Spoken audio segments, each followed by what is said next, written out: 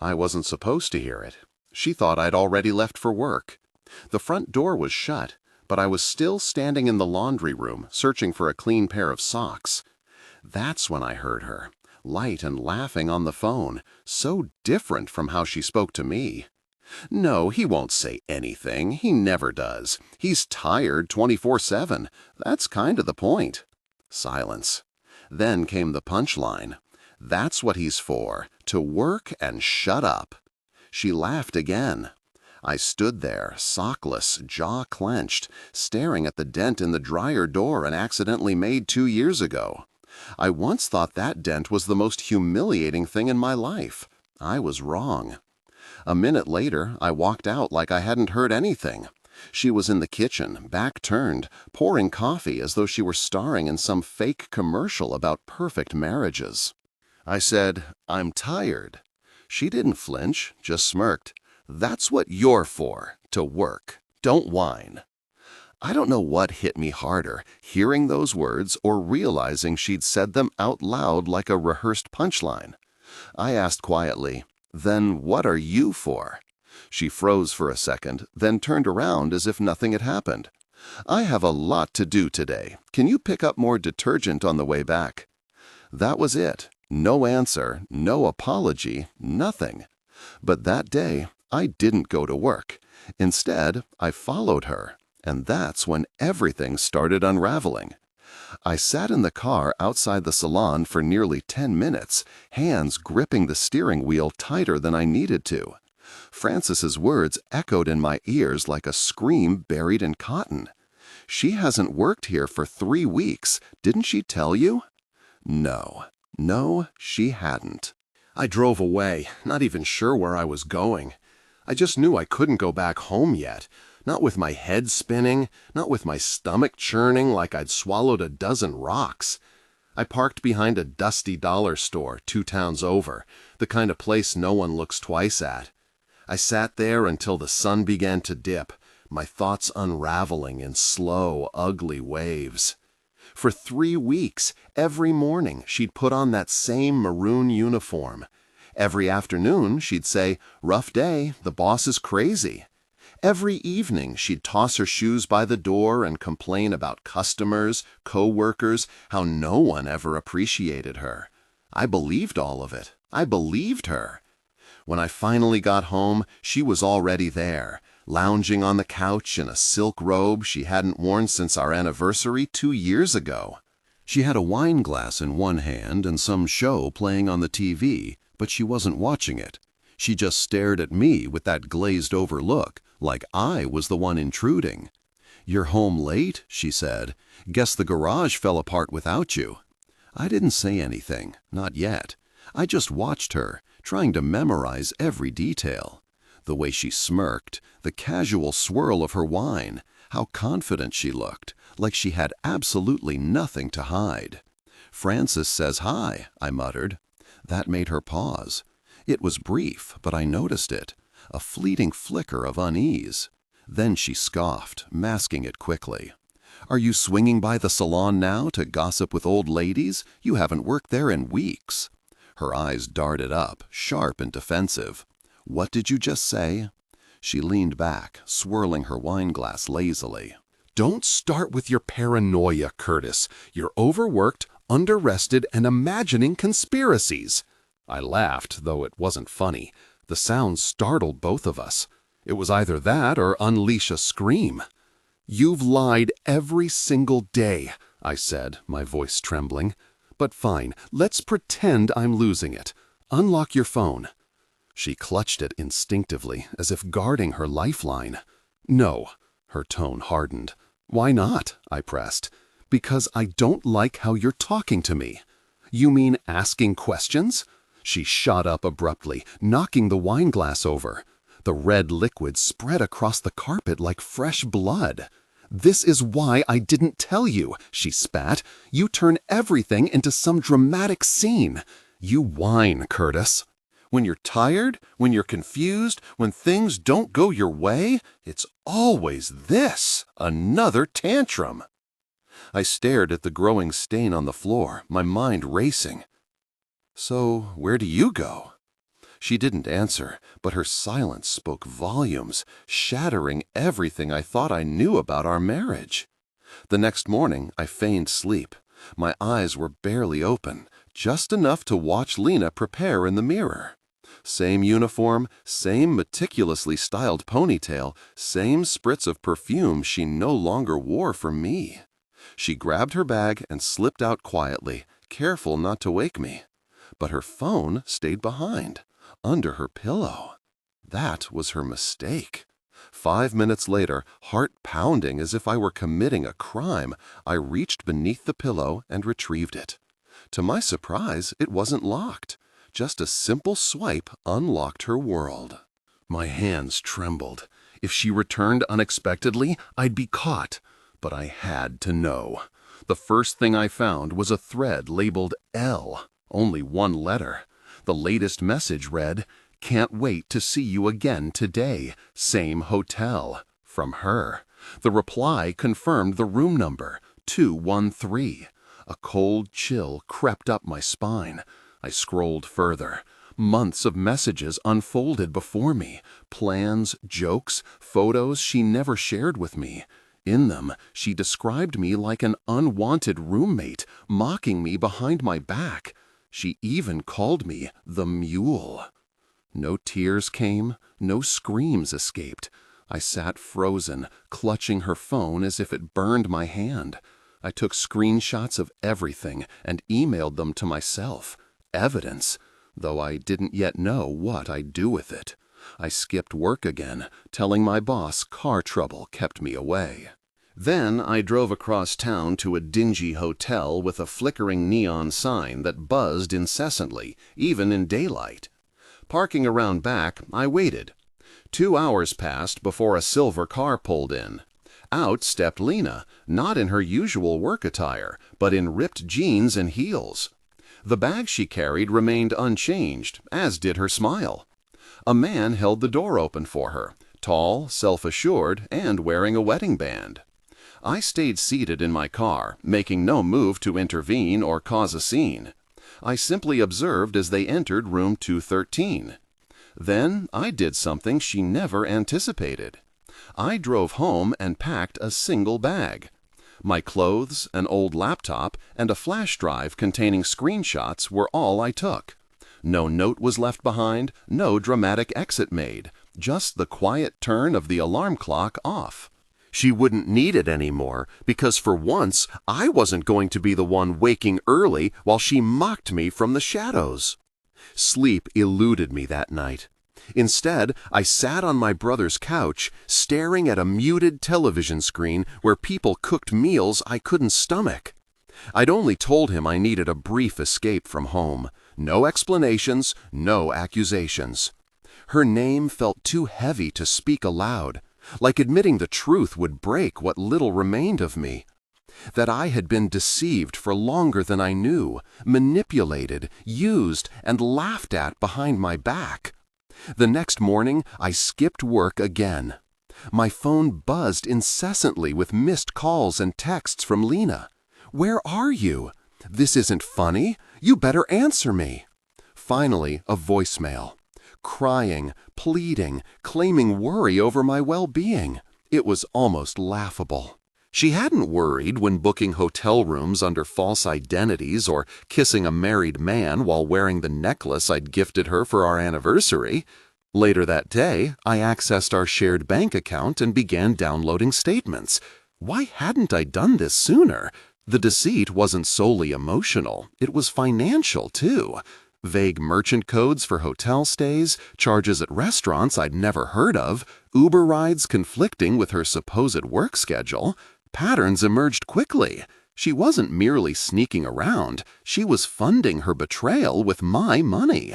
I called the hotel, pretending to be her husband, a role I technically still held, and asked if room 213 had any forgotten belongings.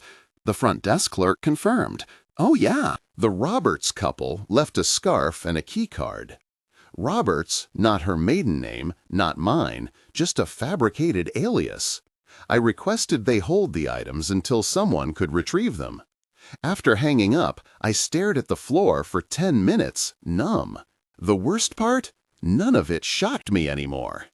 By the time she finally located me, after pestering my boss, calling my mother, and even showing up at my brother's garage, I was hollow. She pounded on the door as though she were the victim of some cruel joke. When I opened it, she looked at me as if I were the betrayer. "Curtis," she said, tears brimming, "what are you doing here? Why are you acting like this?"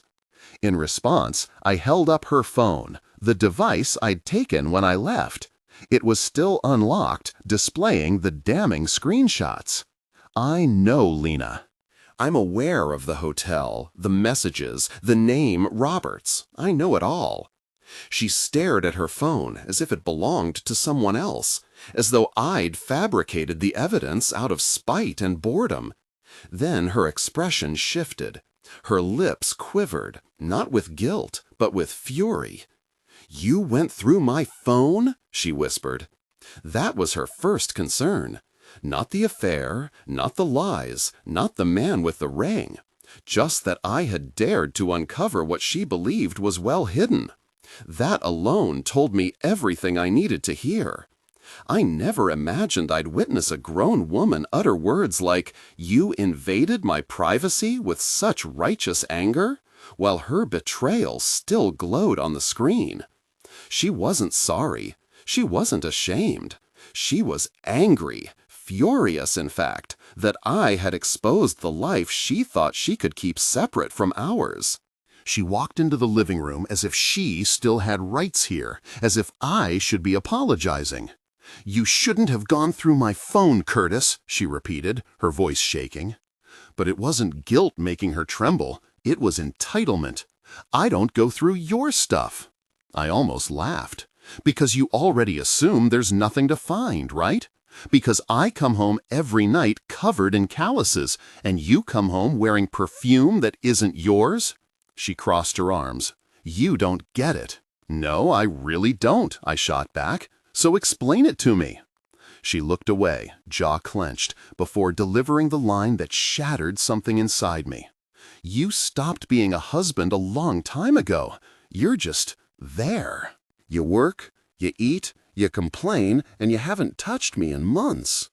It wasn't just a cheap shot. It was a complete rewrite of reality.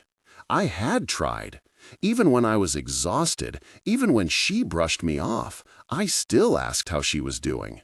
I offered to cook. I planned a weekend trip she canceled last minute. I showed up every single day while she checked into hotel rooms under fake names. I asked quietly, "So what? Cheating was the solution?" She didn't answer directly. Instead, she muttered, "At least with him, I feel something." That was it. That was the knife twisting in my chest. Not because she admitted to the affair, I already knew, but because she said it like I was supposed to understand. Like I should nod and agree that I'd failed, that I was the reason she started texting another man while I spent 12-hour days working underneath cars. "I didn't leave because I didn't want to ruin everything," she added. "I thought we could fix things if you stopped acting like such a victim all the time." It was almost impressive how she flipped the script. Somehow, I was the problem for noticing the smoke and asking if there was a fire. "You used my money," I said, calmly, too calmly. "You lied every day, and you're still standing there blaming me because I got tired." Her face faltered for a moment, just a moment, but then it hardened again. "I didn't want this to be permanent," she said. "You checked into the same hotel every week." Silence. "You called me the mule." The words hit their mark. Her gaze flickered away, unable to meet mine. "You don't get to cry now," I said, brushing past her toward the door. "You lost that right the moment you started building a second life while I was trying to build our first." She didn't follow me. She didn't call my name. She just stood there, her phone still glowing in her hand, frozen as if she finally realized she'd pushed too far. 2 days passed before I learned his name, not from her. She still clung to denial, offering only vague phrases like, "It just happened." as though betrayal were some random accident, something out of her control, as if someone else had driven her to that hotel room. She never once mentioned his name, and strangely, that made it worse. It felt deliberate, calculated, as if shielding his identity mattered more than salvaging anything between us. I needed to know, not for revenge, though part of me wished I had the stomach for it, but because wounds demand examination. You need to see how deep they go. So I began piecing things together. There was one text where he told her, "Don't bring drama like last time." That hinted at a pattern, a history I hadn't seen. Then I remembered the wine bottle in the trash weeks ago, one I hadn't bought. Digging through grocery receipts confirmed it. Nothing matched. The realization dawned on me when I recalled Lena's friend Jory mentioning a man named Reed at a barbecue last fall. She teased Lena about an inside joke, winking conspiratorially. At the time, I thought nothing of it. Now, doubt crept in. Using a burner account, I messaged Jory. To my surprise, she accidentally sent me a screenshot, a group selfie from 3 months ago. Lena, Jory, and a tall man with a beard. His arm rested casually, almost possessively around Lena's waist. The caption read, "Double date night sparkles. Don't tell the husbands. LOL." That was all I needed. His name was Reed Tupper. Social media painted him perfectly. Married, 2 kids, a dog, and a LinkedIn profile brimming with motivational quotes about integrity. The irony stung. Here was a man preaching leadership while destroying 2 families. If I weren't drowning in pain, I might have laughed. I didn't confront Lena, not yet. She tiptoed around the truth, pretending we were stuck in some awkward phase. She cooked elaborate meals, as if food could mend what she'd shattered. She laughed too loudly at TV shows, hoping I'd join in. I didn't. Instead, I watched her closely, waiting for the facade to crack, for her to say what she truly felt. But it never came. That night, I drafted an email to Reed's wife, Danielle. I found her work email listed under a charity site she supported. For 2 hours, I sat staring at the screen, evidence ready, texts, photos, screenshots. Yet something stopped me. Not fear, not mercy, but something heavier, emptier. Exhaustion, perhaps? I closed the laptop and went to bed. When I woke up, Lena was already gone. No note, no explanation, just a calendar reminder that popped up on her iPad, still synced to our shared cloud account. Lunch or tea, it read. Parkway Inn, 12:30 p.m. She wasn't even trying to conceal it anymore. At exactly 12:40, I found myself sitting across the street from the Parkway Inn, pretending to scroll through my phone as my coffee turned cold. My intentions weren't clear. Was I there to confront her? To confirm what I already suspected? Or simply to witness betrayal firsthand, under the harsh light of day? It's strange how silence envelops you when your heart is shattering in slow motion.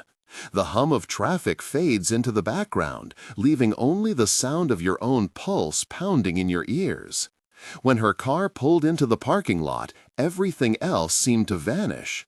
Lena stepped out wearing the coat she used to call her interview jacket. Now I understood. It had never been about job interviews at all. It was about blending in while standing out just enough. She glanced around cautiously before heading inside, her head slightly bowed. 10 minutes later, a silver SUV parked 2 spots away. Out stepped Reed, the same man from the pictures, with the same self-assured posture and the same gold band gleaming on his finger. He didn't look nervous. He looked content, relaxed, as if this were an ordinary meeting rather than something illicit. They met halfway, exchanging a quick hug like 2 people who'd done it so many times it felt routine. Then they disappeared inside together. I should have stormed in. I should have shouted, exposed them both. But instead, I stayed rooted in my seat, watching through the glass as each passing minute made me feel smaller, more invisible. I thought about all the things I'd fixed over the years, her car, the leaky roof, her laptop when it crashed.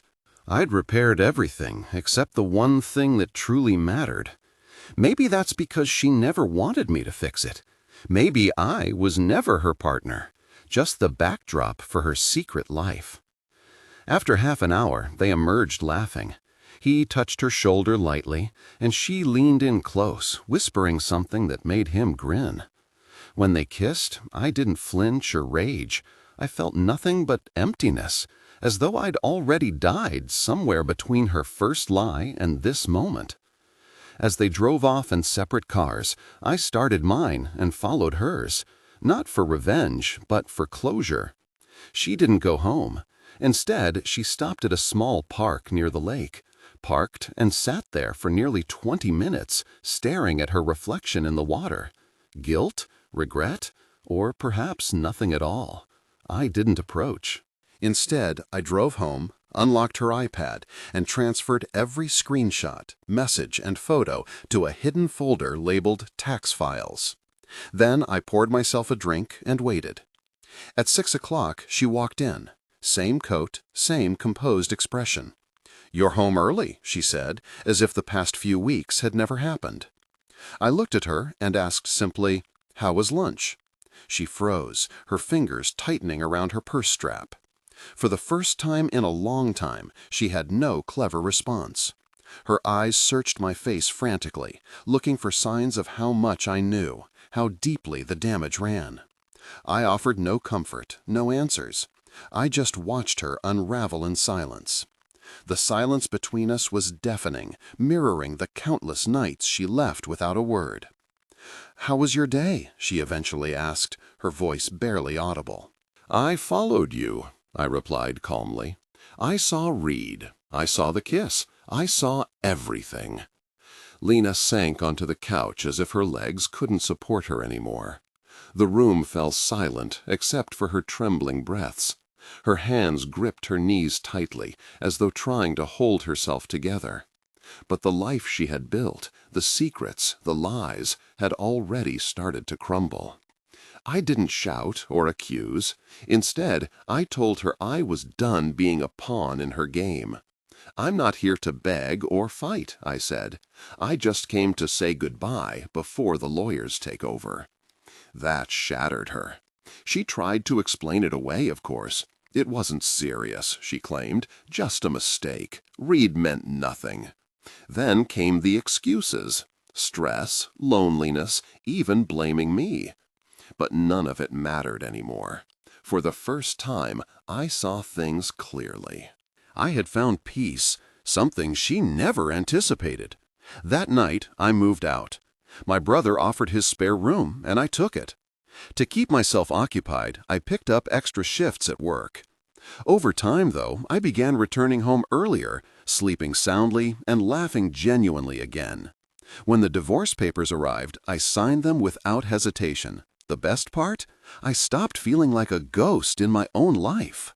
Months later, I received an unexpected call from Danielle, Reed's wife. Someone had sent her evidence about her husband's betrayal, though not from me. She thanked me for staying silent, saying it gave her time to process and move forward. Knowing we both chose calm over chaos felt like a victory neither of us expected. Last week, Lena reached out with a single sentence. "You seem happy now." I didn't respond because she was right. I was. There's a quiet strength in rebuilding your life after heartbreak, letting actions speak louder than words. Sometimes, walking away is the most powerful choice you can make. Now reflect on this story. What moment stood out to you? How would you have handled the situation differently? Share your thoughts and continue exploring stories that challenge and inspire.